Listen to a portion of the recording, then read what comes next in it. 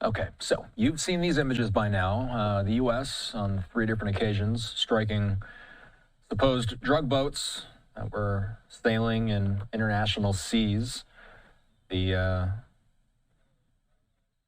federal government releasing these clips after each strike.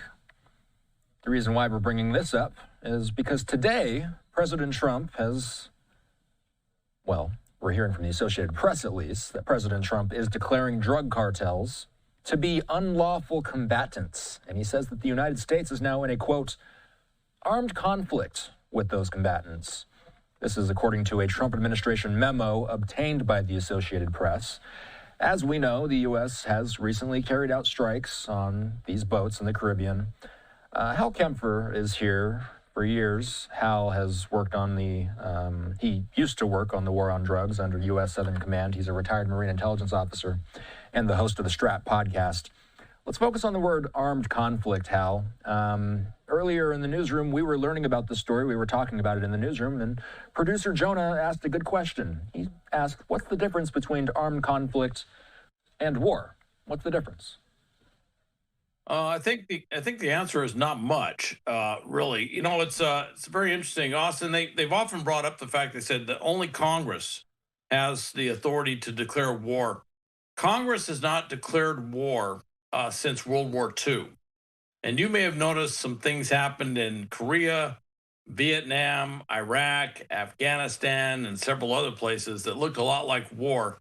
They were definitely armed conflicts. Now, when we talk about the law of war, sometimes we will use as another way of saying it is the law of armed conflict, which are the body of laws that deal with, some are codified in things like the Geneva Convention, the Hague Convention, things like that, and other things that are a body of laws that guide how we're supposed to conduct ourselves in warfare or armed conflict. And in this case, what has happened is, and it's not a surprising thing, but it is a continual graduation.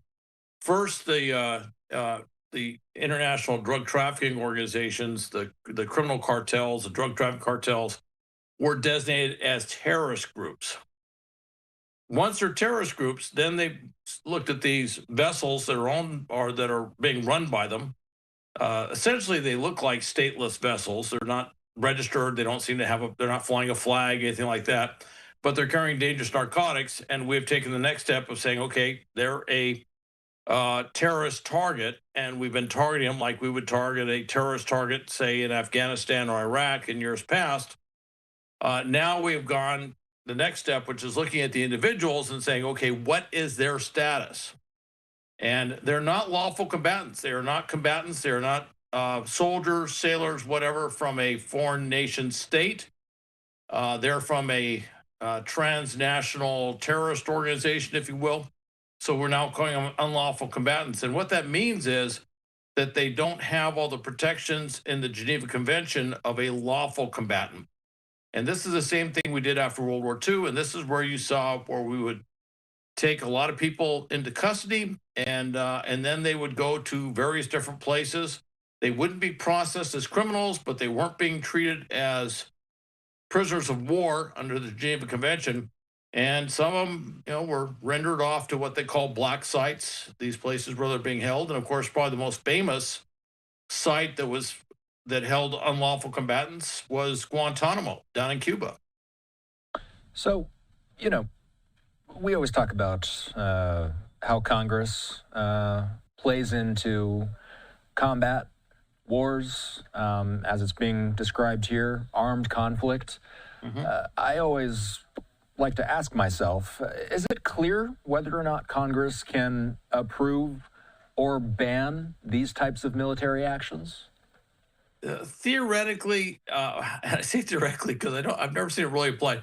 What we did after we had this authorization of use of force, okay, and we did that in Desert Storm. We had that, and we also had it after 9/11, and that was used to justify a whole bunch of stuff in a whole bunch of places, going after Al Qaeda offshoots. It was kind of stretched a lot with looking at some of the things that we did, basically overthrowing the Iraqi government and stuff. And these are things that normally I think the framers of the Constitution would have thought that only Congress could do something like this, but they did that to avoid a declaration of war.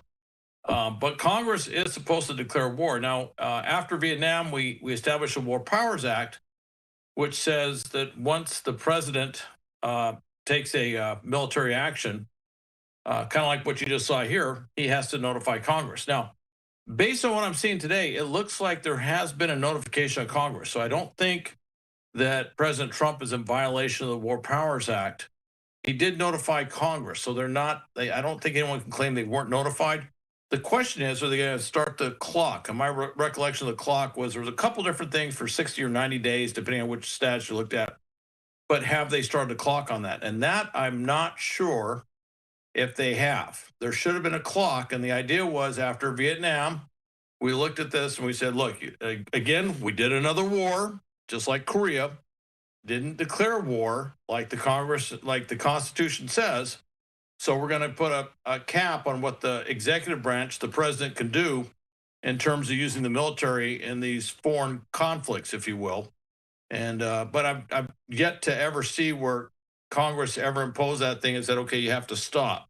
And it's been brought up many times, as you can imagine, over the last 40, 50 years that, and we've done a lot of things, like Somalia, Lebanon, a variety of other things where they say that was something where, Congress should have stepped in and just imposed the War Powers Act and made it stop, but they didn't. So, yes, Congress should, they could, but to date, I just haven't seen Congress really step up and assert that power. Senator Tom Cotton reacting on social media. He's the Republican from Arkansas. He says murderous drug cartels are responsible for hundreds of thousands of American deaths and have poisoned our communities for far too long. President Trump has every right to take actions against these terrorists. A live look at the White House, where it's 10:30 on the nose. How all strikes so far have happened in international waters. We've been playing these videos. What's the likelihood, though, that we see a strike on land eventually? I would say it's higher now than it was, say, a few weeks ago. There have been plans that were leaked, if you will, that there were discussions of doing strikes in Nicaragua, not Nicaragua, I'm sorry, in Venezuela. That we're looking at hitting various positions. It's been talked about. There are things happening. We have reportedly we have drones and manned intelligence aircraft flying over Mexico, looking at various cartel sites. And I will tell you, as a veteran of the war on drugs, we have had flights and all sorts of stuff going for a very long time, working with host nation governments, looking for drug cartels and a variety of things. Now, if the U.S. does a strike autonomously on another country's soil, in other words, we do a military strike on their sovereign territory, they could turn around under international law and claim that this was an act of war by the United States. And certainly if Mexico was to attack a criminal gang on U.S. territory by using an airstrike, we'd probably turn around and say Mexico just violated our sovereignty, and we could say that's a really strange hypothetical, but that they had conducted an act of war. So it would I would imagine we do something in cooperation, although we don't have much of any cooperation with Venezuela. And we have we have already designated Trinidad as other cartels as terrorist groups. So we might turn around and just treat it like we do, say, if a terrorist group like ISIS or something is operating in Syria, and we would conduct an airstrike. That is very possible. We haven't done it yet, but apparently there is active discussion of doing something just like that.